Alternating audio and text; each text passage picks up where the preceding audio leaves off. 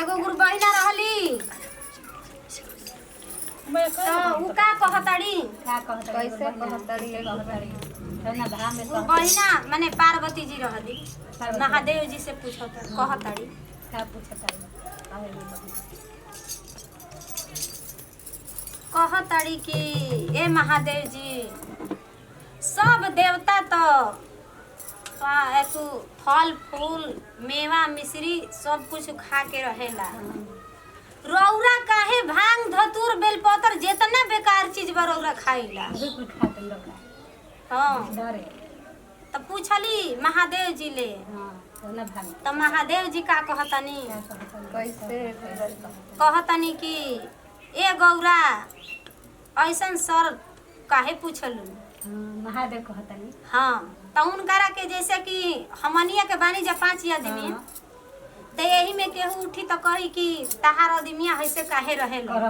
हां तो हम कुछ सोच समझ के कहब कि ये भाई का बात बा कि माने हमारा आदमिया ऐसे रहेला तो वही तरह पार्वती जी के सखिया पूछली जा कि ये सखी सबकर पति देव तो माने खूब ओढ़ पेन के झाड़ झुर के रहेलन आ तहार पति देव काहे भांग धतूर बेलपत्र इकुल खा के रहेलन मैं हां वो खा के मिर्गा छाल पहनेलन राखी के भभूत लगावेलन आ झोरी लटकावेलन तो कहली न का कहतड़ी कैसे कहतड़ी की 12 बरिस हम पथल के पूजनी 12 बरिस हम पथल के पूजनी 12 बरिस हम पथल के पूजनी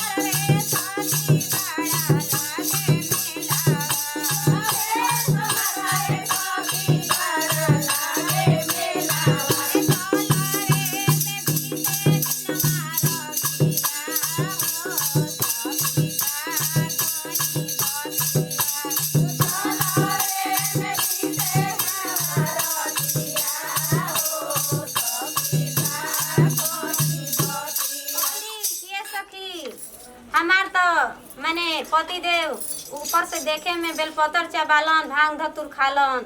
आ बाकी जौन हमार पति देव क दिहन न तम केहू से ना होई कि उहे सब देव के मालिक हैं। इहे कह के अपने गुरु के चरणों में दोबारा प्रणाम। हर हर महादेव।